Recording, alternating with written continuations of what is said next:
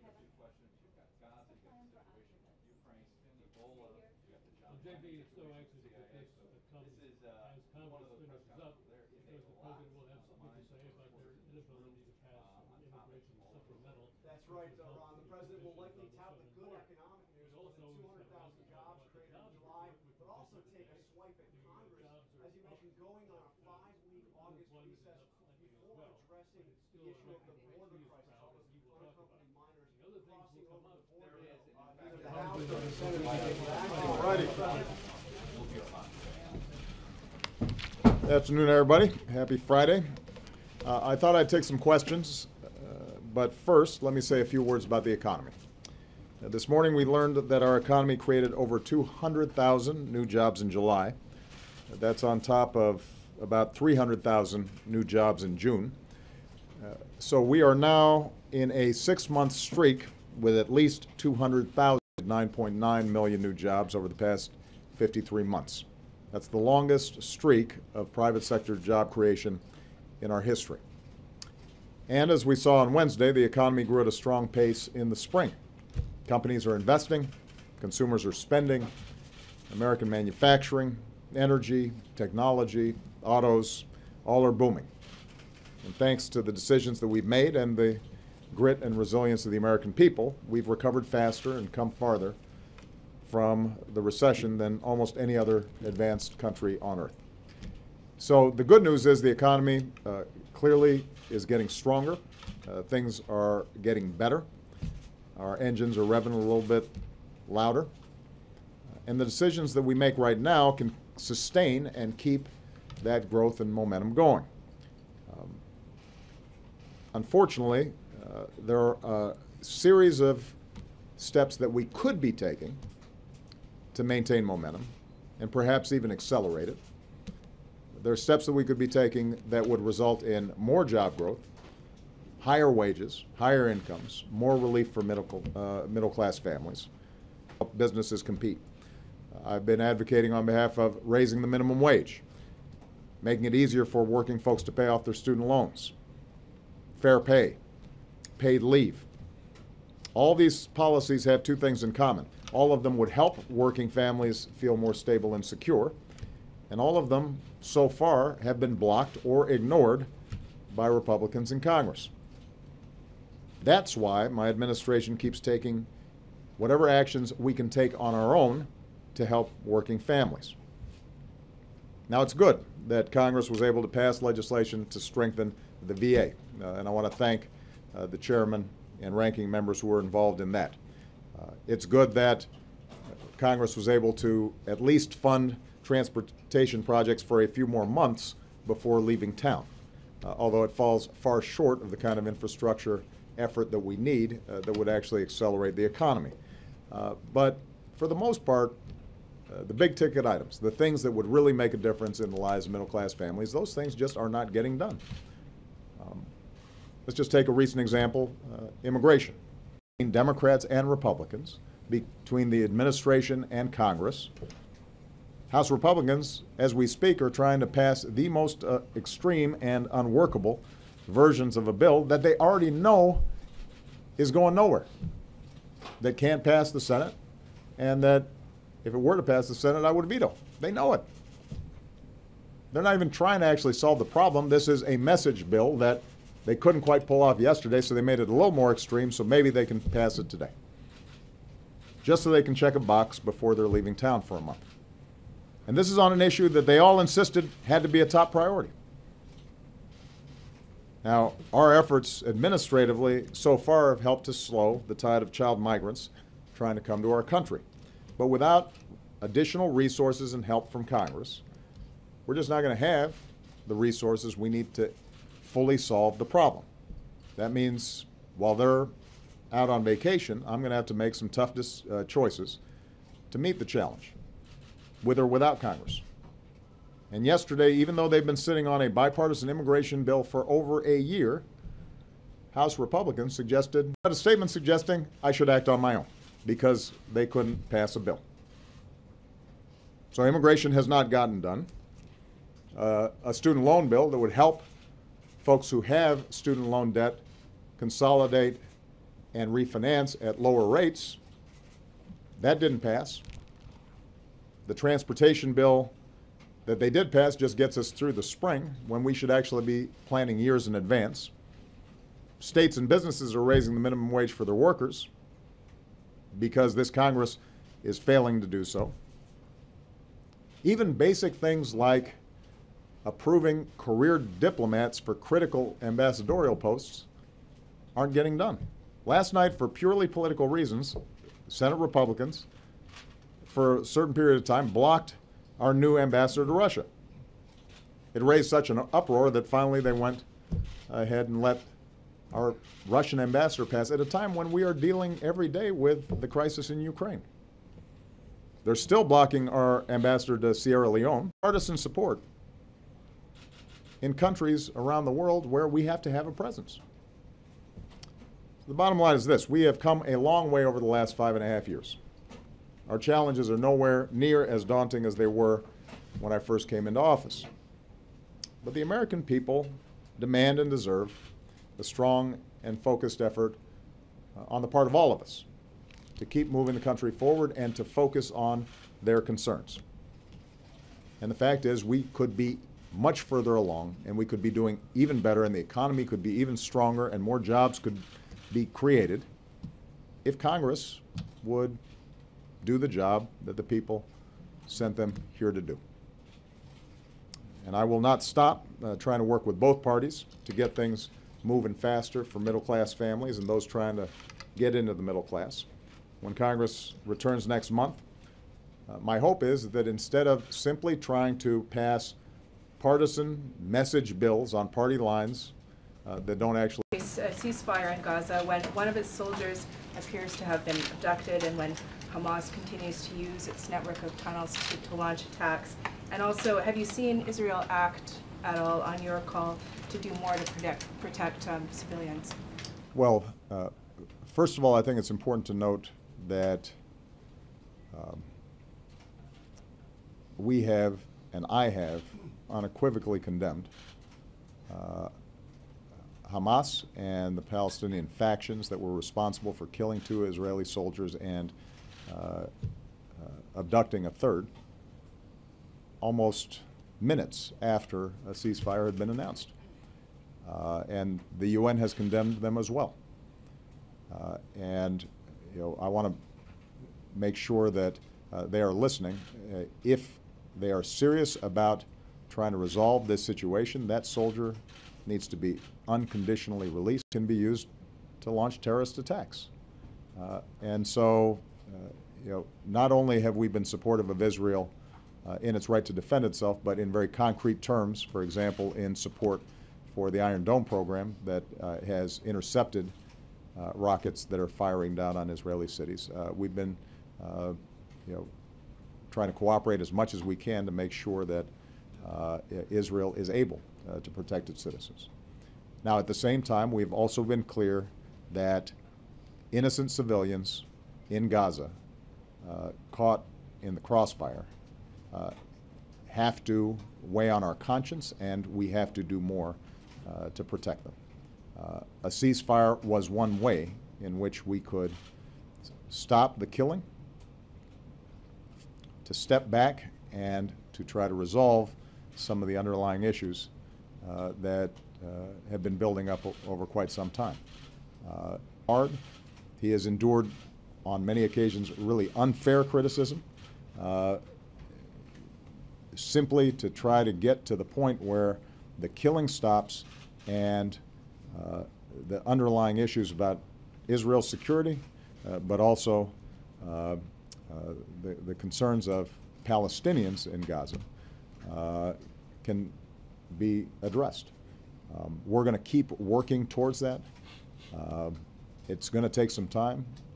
I think it's going to be very hard to put a ceasefire back together again if Israelis and the international community can't feel confident that Hamas can follow through on a ceasefire commitment. And it's not particularly relevant whether a particular leader in Hamas ordered this abduction. The point is that when they sign on to a ceasefire, they're claiming to speak for all the Palestinian factions. And if they don't have control of them, and just moments after a ceasefire is signed, you have Israeli soldiers being killed and captured.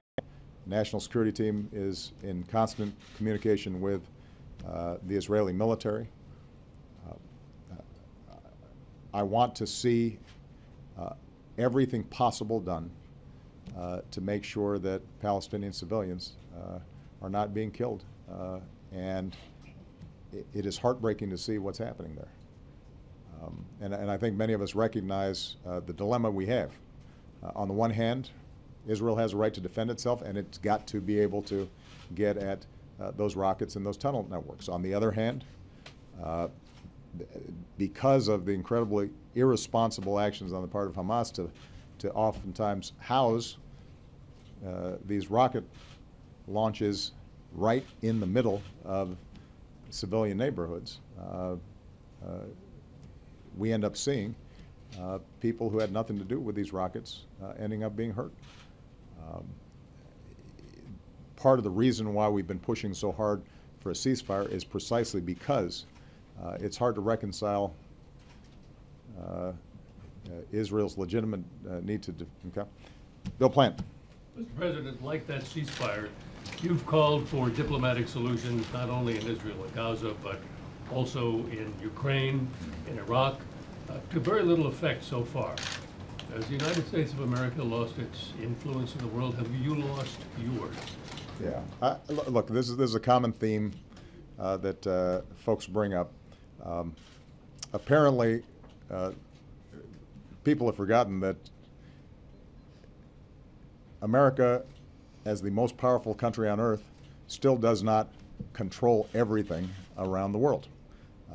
And so, our diplomatic efforts often take time. They often will see progress and then a step backwards. That's been true in the Middle East. That's been true in Europe. That's been true in Asia. That's the nature of world affairs. It's not neat and it's not smooth. But if you look at, for example, Ukraine, we have made progress in delivering on what we said we would do. We can't control how Mr. Putin thinks. But what we can do is say to Mr. Putin, if you continue on the path of arming separatists with heavy armaments that the evidence suggests may have resulted in 300 innocent people on a jet dying, and that violates international law and undermines the integrity, territorial integrity and sovereignty of Ukraine, then you're going to face consequences that will hurt your country. And there was a lot of skepticism about our ability to coordinate with Europeans for a strong series of sanctions. And each time we have done what we said we would do, including this week when we put in place sanctions that have an impact on key sectors of the Russian economy, their energy, their defense, their financial systems. It hasn't resolved the problem yet. I spoke to Mr. Putin this morning, and I indicated to him, just as we will do what we say we do in terms of sanctions, we'll also do what we say we do in terms of wanting to resolve this issue diplomatically if he takes a different position. If he respects and honors the right of Ukrainians to determine their own destiny, then it's possible to make sure that Russian interests are addressed, that are legitimate, and that Ukrainians are able to make their own decisions, and we can resolve this conflict and end some of the bloodshed. But the point is, though, Bill, that if you look at the 20th century and the early part of this century, there are a lot of conflicts that America doesn't resolve. That's always been true. That doesn't mean we stop trying. And it's not a measure of American influence on any given day or at any given moment that there are conflicts around the world that are difficult. Conflict in Northern Ireland raged for a very, very long time until finally something broke where the parties decided that it wasn't worth killing each other. the Palestinian-Israeli conflict's been going on even longer than you've been reporting. You know, I don't think at any point was there a suggestion somehow that America didn't have influence just because we weren't able to finalize a Israeli-Palestinian peace deal. You know, you will recall that situations like Kosovo and Bosnia raged on for quite some time, and there was a lot more death and bloodshed than there has been so far in the Ukrainian situation before it ultimately did get resolved. And so I recognize with so many different issues popping up around the world, sometimes it may seem as if this is an aberration or it's unusual. But the truth of the matter is that there's a big world out there, and that as indispensable as we are to try to lead it, there's still going to be tragedies out there, and there are going to be conflicts, and our job is to just make sure that we continue to project what's right, what's just, and you know that we're building coalitions of like-minded countries and partners in order to advance not only our core security interests but also the interests of the world as a whole. You think you could have done more? On which one? On any of them? Well, look, you know, I think, Bill, the nature of being president is that you're always asking yourself, what more can you do?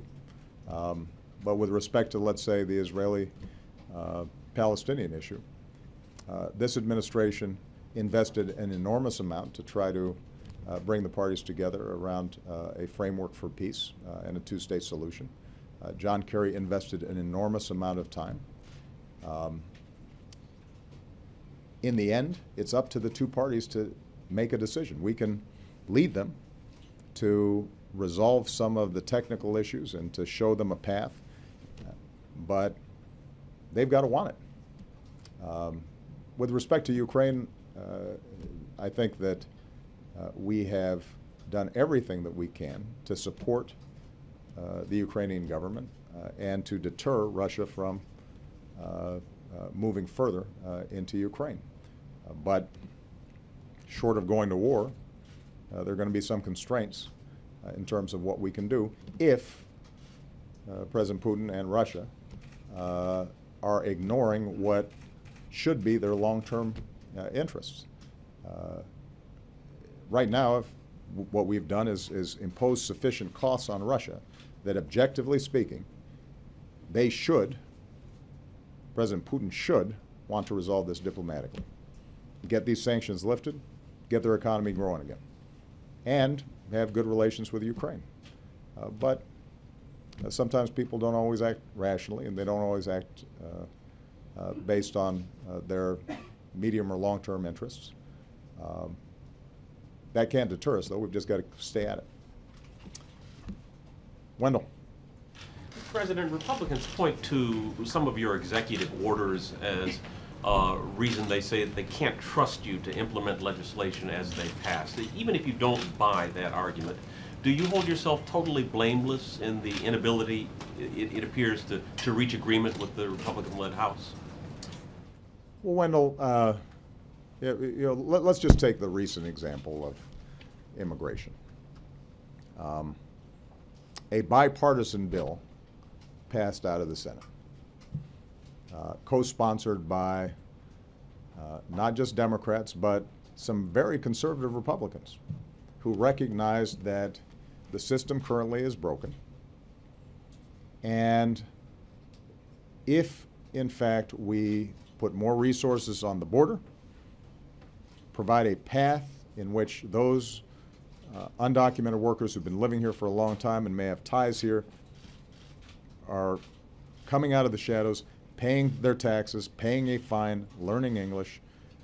If we fix the legal immigration system so it's more efficient, if we are attracting young people who may have studied here to stay here and create jobs here, that all is going to be good for the economy. It's going to reduce the deficit.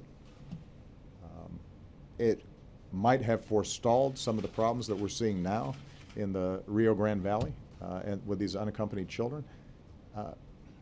And so we have a bipartisan bill, Wendell, bipartisan agreement supported by everybody from labor to the evangelical community to law enforcement. So the argument isn't between me and the House Republicans. It's between the House Republicans and the Senate Republicans, and House Republicans and the business community, and House Republicans and the evangelical community. I'm just one of the people they seem to disagree with on this issue. So that's on the comprehensive bill. So now we have a short-term crisis with respect to the Rio Grande Valley.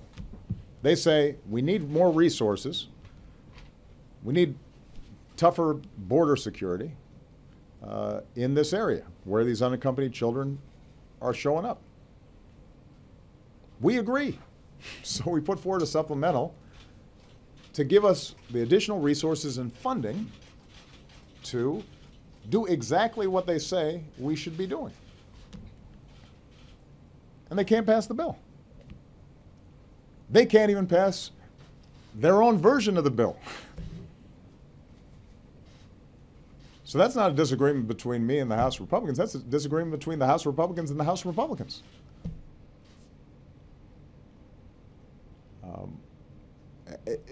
The point is that on a range of these issues, whether it's tax reform, whether it's reducing the deficit, whether it's rebuilding our infrastructure,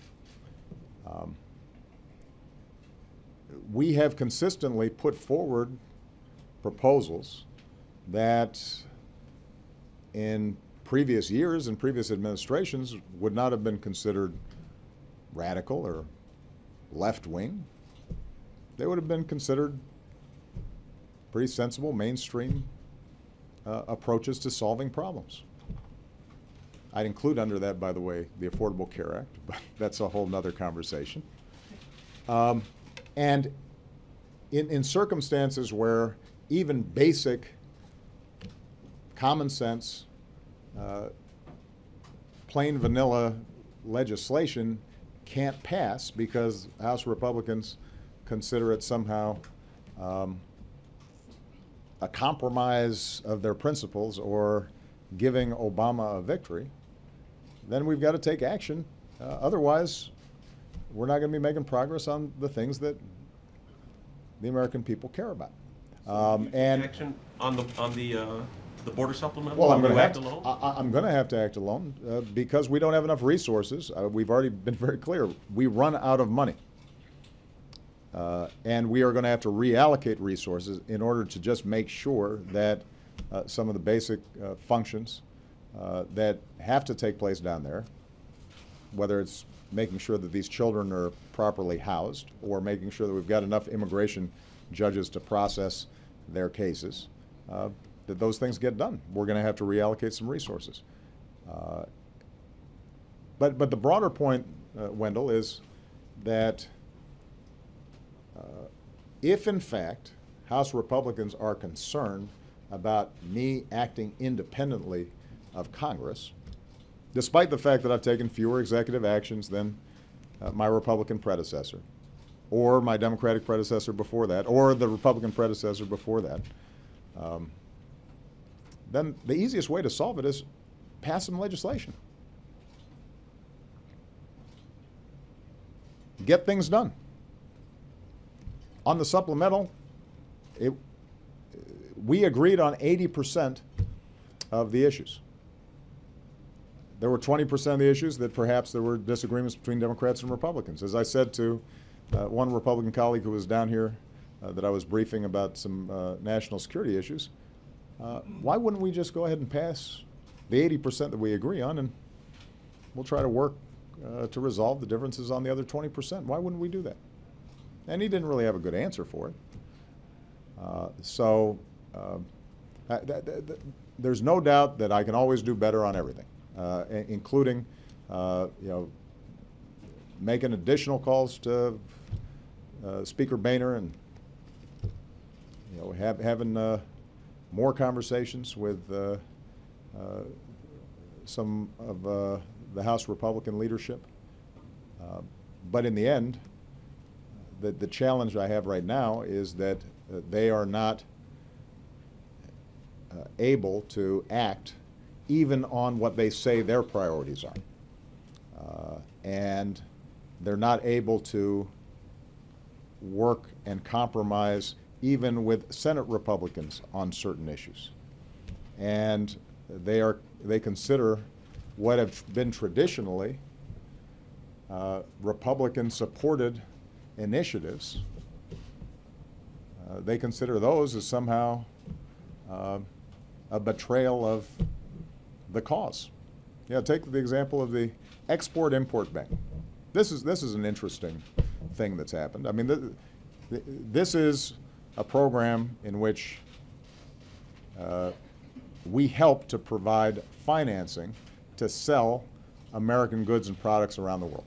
Every country does this. It's traditionally been championed by Republicans. For some reason, right now, the House Republicans have decided that we shouldn't do this, which means that when American companies go overseas and they're trying to close a sale on selling Boeing planes, for example, or a GE turbine or some other American product that has all kinds of subcontractors behind it and is creating all kinds of jobs, and all sorts of small businesses depend on that sale, and that American company is going up against a German company or a Chinese company, and the Chinese and the German company are providing financing and the American company isn't, we may lose that sale. Why? When did that become something that Republicans opposed? It'd be like me having a car dealership for Ford, and the Toyota dealership offers somebody financing and I don't. We will lose business and we'll lose jobs if we don't pass it. So, there's some big issues where I understand why we have differences. On taxes, Republicans want to maintain some corporate loopholes I think need to be closed, because I think that we should be giving tax breaks to families that are struggling with child care or trying to save for a college education. On health care, obviously, their view is that we should not be helping folks get health care, even though it's through the private marketplace. My view is that in a country as wealthy as ours, we can afford to make sure that everybody has access to affordable care. Those are legitimate policy arguments. But getting our ambassadors confirmed, these are career diplomats, not political types. Making sure that we pass legislation to strengthen our borders and put more folks down there, those shouldn't be controversial. And I think you'd be hard pressed to find an example of where I wouldn't welcome some reasonable efforts to actually get a bill passed out of Congress that I could sign. Last question, Michelle Kaczynski. Thank you. You made the point that in certain difficult conflicts in the past, both sides had to reach a point where they were tired of the bloodshed. Do you think that we are actually far from that point right now? And is it realistic to try to broker a ceasefire right now when there's still tunnel operations allowed to continue? Is that going to cause a change of approach from this point forward? Well, keep in mind that the ceasefire that had been agreed to would have given Israel the capability to continue to dismantle these tunnel networks. But the Israelis can dismantle these tunnel networks without going into major population centers in Gaza. So I think the Israelis are entirely right that these tunnel networks need to be dismantled. There is a way of doing that while still reducing the bloodshed. You are right that in past conflicts, sometimes people have to feel deeply the costs. Anybody who's been watching some of these images, I'd like to think should recognize the costs. You have children who are getting killed. You have women, defenseless, who are getting killed. You have Israelis whose lives are disrupted constantly and living in fear. And those are costs that are avoidable if we're able to get a ceasefire that preserves Israel's ability to defend itself and gives it the capacity to have an assurance that they're not going to be constantly threatened by rocket fire in the future, and conversely, an agreement that recognizes the Palestinian need to be able to make a living and the average Palestinian's capacity to live a decent life. But it's hard. It's going to be hard to get there. I think that there's a lot of anger and there's a lot of despair, and that's a volatile mix. But we have to keep trying. And it is, Bill asked earlier about American leadership. Part of the reason why America remains indispensable, part of the essential ingredient in American leadership, is that we're willing to plunge in and try, where other countries don't bother trying.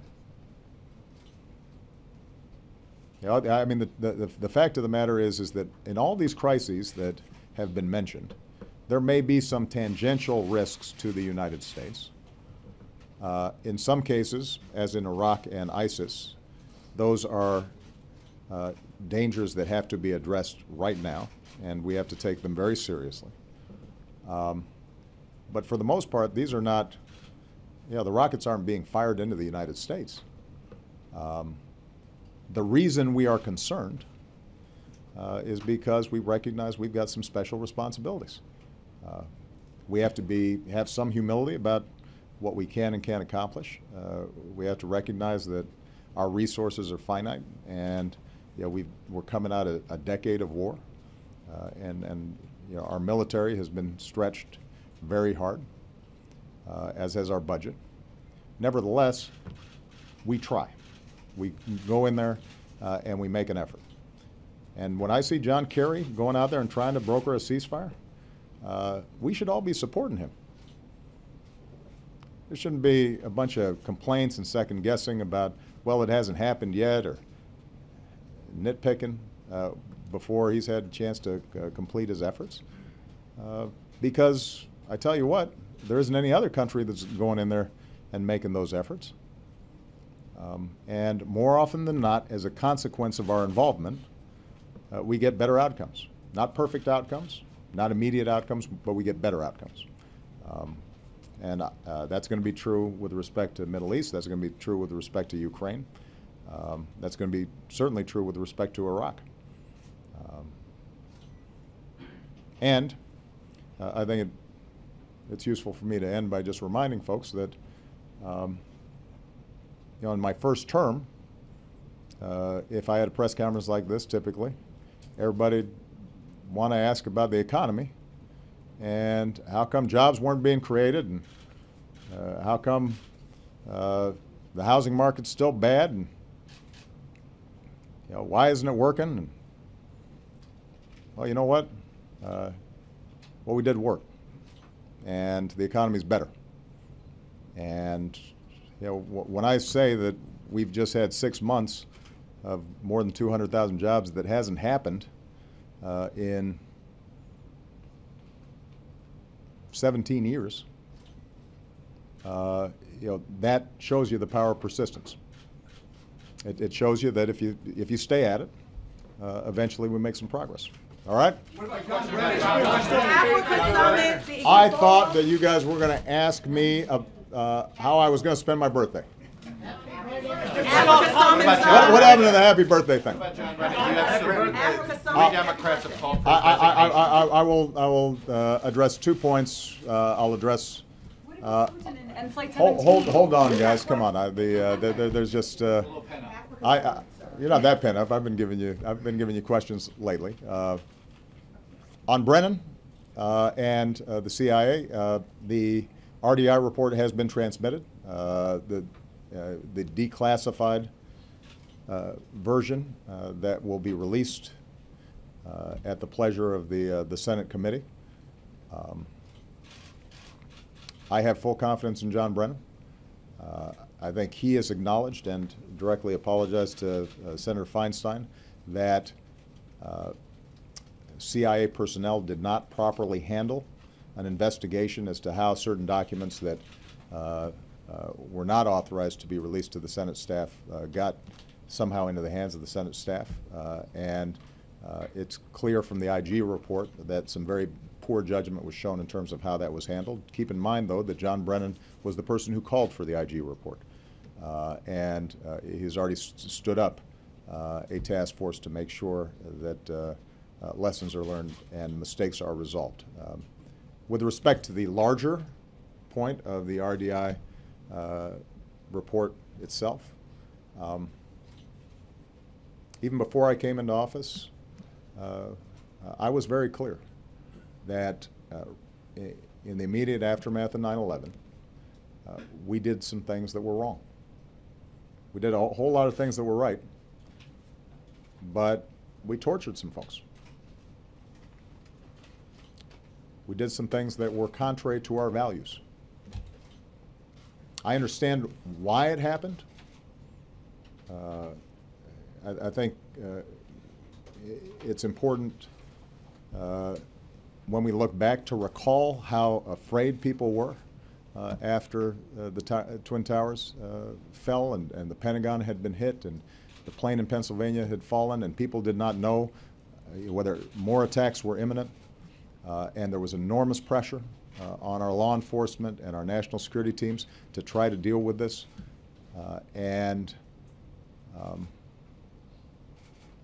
It's important for us not to feel too sanctimonious in retrospect about the tough job that those folks had.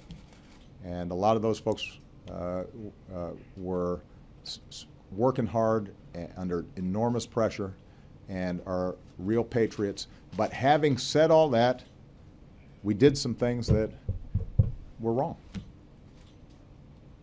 And that's what that report reflects. And that's the reason why after I took office, one of the first things I did was to ban some of the extraordinary interrogation techniques that are the subject of that report. And my hope is that this report reminds us once again that the character of our country has to be measured in part not by what we do when things are easy, but what we do when things are hard. And when we engaged in some of these enhanced interrogation techniques that I believe, and I think any fair-minded person would believe, were torture, we crossed a line. And that needs to be needs to be understood and accepted. And we have to, as a country, take responsibility for that, so that hopefully we don't do it again in the future. Now,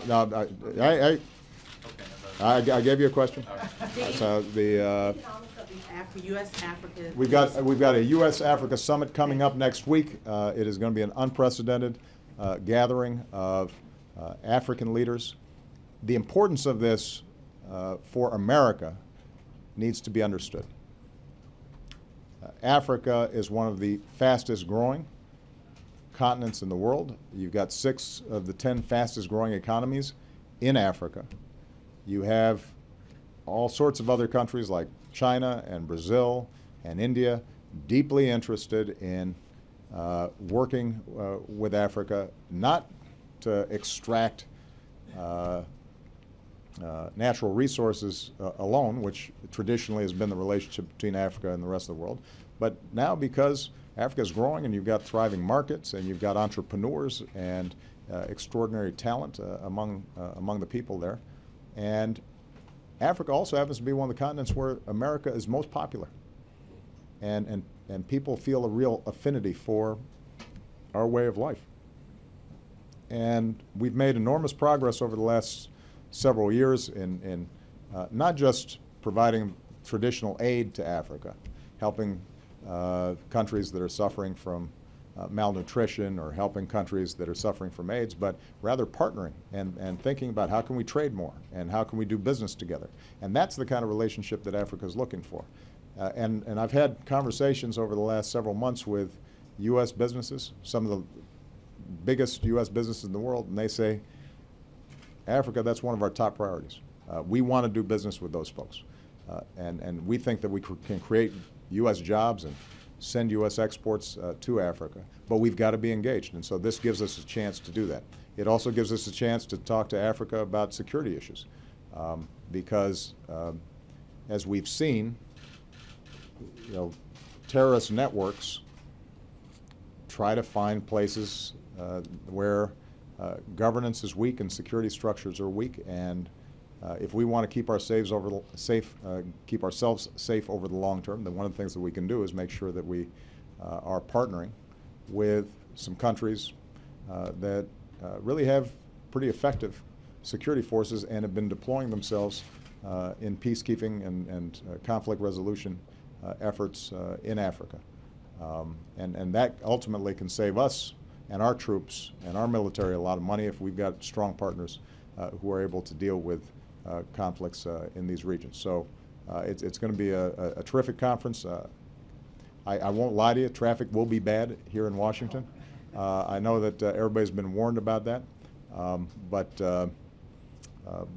we are really looking forward to this, and I think it's going to be a great success. Now, last thing I'm going to say about this, because I know that it's been on people's minds, is the issue of Ebola.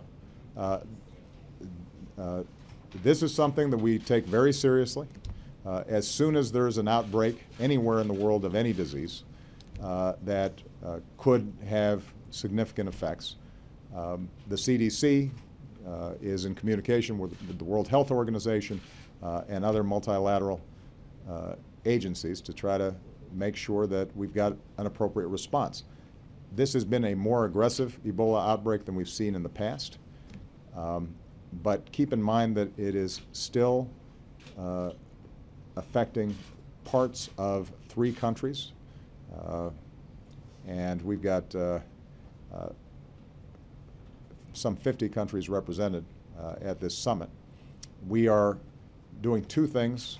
With respect to the summit itself, we're taking the appropriate precautions. Folks who are coming from these countries that have even a marginal risk or an infinitesimal risk of having been exposed in some fashion, we're making sure we're doing screening on that end of, as they leave the country.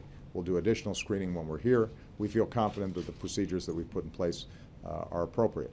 More broadly, the CDC and our various health agencies are going to be working very intently with the World Health Organization and some of our partner countries to make sure that we can surge some resources down there and organization to these countries that are pretty poor and don't have a strong public health infrastructure, so that we can start containing the problem. Keep in mind that Ebola is not something that is easily transmitted. That's why generally outbreaks dissipate. But the key is identifying, quarantining, isolating those who contract it, and making sure that practices are in place that avoid transmission. And it can be done, but it's got to be done in an organized, systematic way, and that means that we're going to have to help these countries accomplish that. All right? Okay, there you go, April. That's what I was talking about. Somebody finally wished me happy birthday. Although it is until Monday. You're right. You're right. Thank you. Thank you so much. All right, guys.